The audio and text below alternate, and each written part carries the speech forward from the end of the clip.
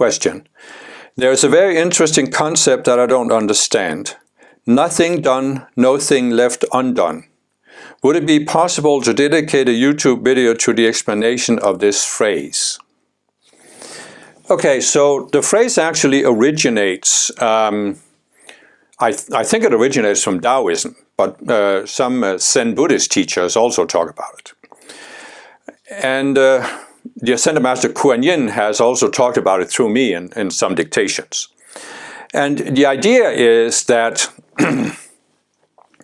when you come to a point where you're not doing anything, you will accomplish everything you need to accomplish without doing anything. And obviously that's challenging. It's sort of an enigma. It's a koan, you know. But the background for it is simply this. What I have talked about in basically most of my videos here is that we have two states of consciousness that are possible to us.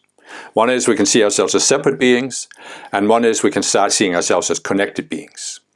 And then we can walk the path up from the 48th level where we become more and more connected, more and more aware of that connection. And when we're in the state of separation, we have all of these subconscious selves that make up the ego.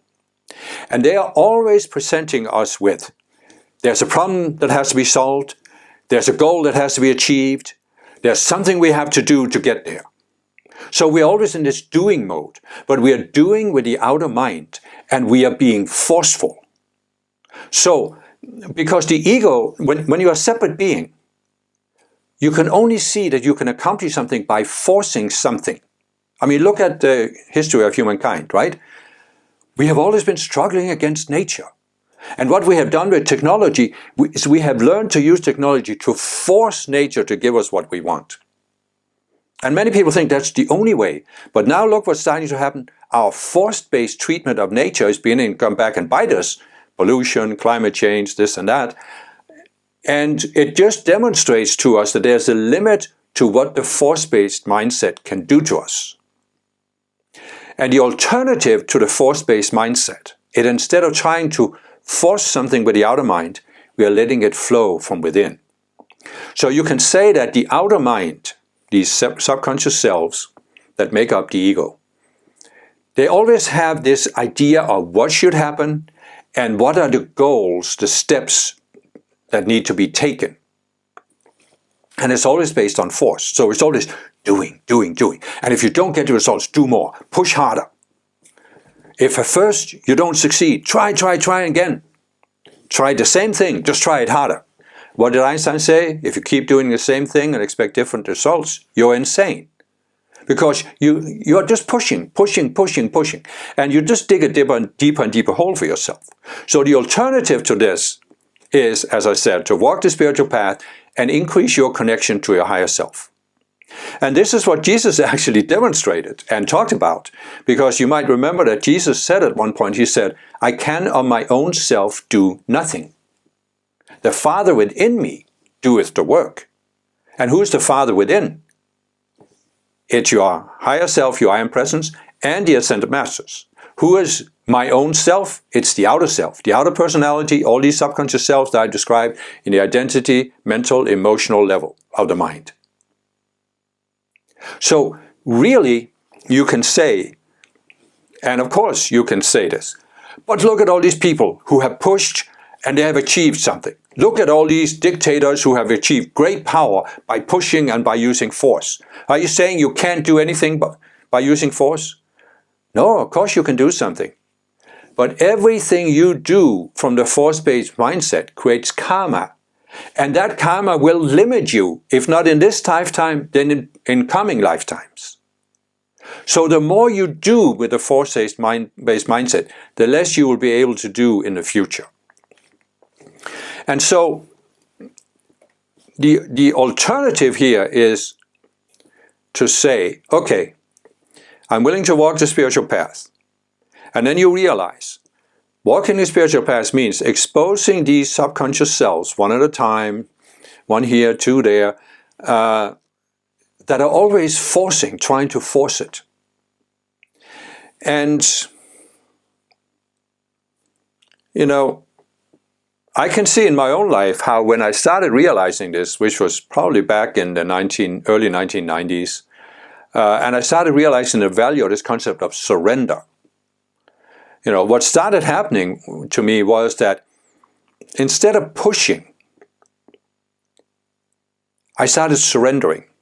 And what I surrendered was not that I gave up on achieving some goal, but I gave up on the outer mind's vision that this is the goal that has to be achieved and this is the only way it can be achieved.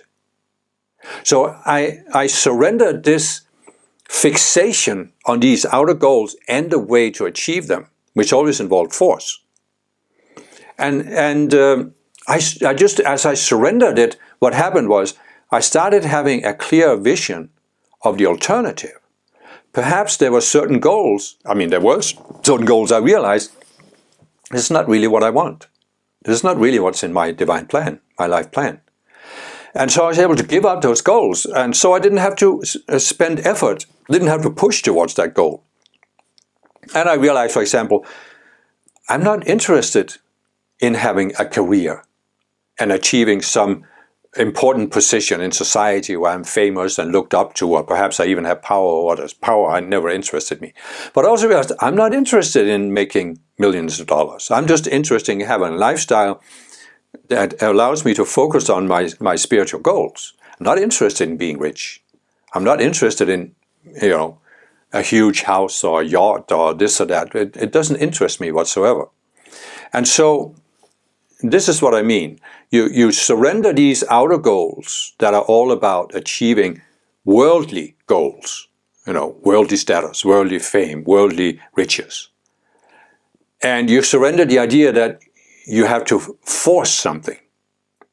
And so you're saying, okay, I grew up in this lifetime in a certain outer situation where I took on all of these goals that are floating around my family and my society. But this is not really what I want. What I want is what is in my divine plan. I want to fulfill my divine plan. And in order to do that, I have to look beyond all these outer things and connect with that intuitively. What is in my divine plan? And I can only do this by connecting to my higher self. And as I connect to my higher self, I start to see, oh, I have completely different goals that have nothing to do with these outer achievements. And I don't have the desire to force these spiritual achievements, because I want them to come as a result of the Father within me, the I Am Presence within me doing the work. And I started doing this in the early 1990s, but I had to, work on my psychology a lot and overcome these subconscious selves. And it actually went all the way up to what I talked about in 2017 and 18, where I came to this point where I felt there was nothing I had to do on earth. Not even my spiritual goals was something I had to do. And that was really the surrender of these outer goals. And what has happened in all of this time is that I can see that basically when I surrender something,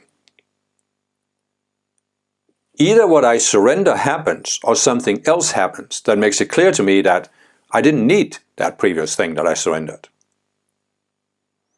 And there's just been so many examples of this.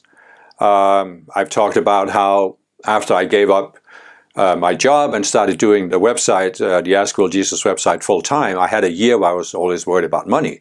And then I realized that, but I had enough money for that year to get by, so why was I worried about it? Did it really help that I was worried about it? So I surrendered this self that was worried, and ever since then, I've done better than I did before. In other words, when I stopped worrying, I actually did better than while I was worrying about money. So this is part of what it means, nothing done because you're not doing with the outer mind. But at the same time, what needs to happen in your life according to your life plan, this is happening. And I know this is a little bit tricky, it's a delicate thing, right? And I've actually talked about this in my video about the law of attraction. Because there's always a temptation among spiritual people that whatever concept you take, they take it too far into an unbalanced extreme. And I'm not saying that when I surrendered these outer goals that I became passive, I didn't do anything. I'm not saying that I sat around waiting for the orange to fall in my turban. I was still doing things. I wasn't doing it with the same mindset I had before. You see, it's not about changing your outer behavior as much as changing the mindset with which you are doing it. So obviously, I was doing something that was a service to other people. And therefore I was compensated by making money on this so I could have a roof over my head and a computer and continue to do the work. But I wasn't doing this with this push, push, push, I have to get rich. So this is this balanced state beyond the dualistic extremes, where you're not pushing and you're not just sitting around waiting and saying, oh, I'm so spiritual, and because I'm meditating all day, God just has to drop this money in my lap so I can keep meditating and take this next expensive course. It's, these are the two extremes. You're either pushing really, really hard, or you refuse to do anything, waiting for God to do it all for you. So you are taking the practical steps, but you're not doing with this force-based attachment to outer results. And you're not thinking there's only one way to do it, and that's always to push. As I said, I can look back and see when I was pushing to achieve something, I was just pushing it away from me. And then when I surrendered it, it happened.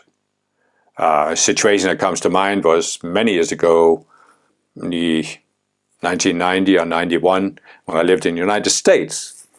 I was married to an American, but the INS, Immigration Service, had done something to take away my green card. And because of a special situation I don't need to go into that didn't have anything to do with me, I couldn't get it back, even though I was, as I said, married to an American. We even had a child who was an American citizen. So I was giving all of these decrees every day to manifest my green card. And after some time, I suddenly got the intuitive prompting, just apply again. But that prompting didn't come until I surrendered in my mind. Because I was thinking that, oh, I'm in America because I'm doing the work for the Ascended Masters. They have to give me that green card. And if I give enough decrees to them, it'll happen. But it didn't happen, and it didn't happen, and it didn't happen. And finally I said, okay, I'll just surrender the whole thing. If I have to live without a green card, fine. And then shortly after that, I mean, we're talking about 1 or 2 days after I surrendered, I got the impulse, apply again. And I did, and I got a green card. Because something had happened in the INS in the meantime that I didn't have any control over, but nevertheless, it's still an example of, I could have kept pushing because I wasn't open to that intuitive insight while I was in this push, push, push mindset. And when I surrendered this vision of what needed to happen and how, I had an insight in how to make it happen in a different way. And I have many other examples like that in my life. So I hope this clears up this little enigma of nothing done, but nothing left undone. It's like it just happens, but it doesn't happen by doing nothing, by being passive. It happens when you give up trying to force it. And it really is what Jesus said. He said, "Fear not, little flock, for it is your Father's good pleasure to give you the kingdom." But what is the kingdom? It is not what your outer mind thinks it is. I have to have this. I have to have a career. I have to be famous. I have to have millions of dollars. That's not the kingdom of God. The kingdom of God is a state of consciousness, the Christ consciousness. And there are certain outer conditions that facilitate your growth towards the Christ consciousness. But pushing does not facilitate that growth. So when you give up pushing, it is the Father's good pleasure to give you the kingdom. And it will happen, but you have to be willing to resolve the psychology. And of course take practical measures. You can't be impractical about things. You need to make money, you need to do something that serves other people so they will compensate you.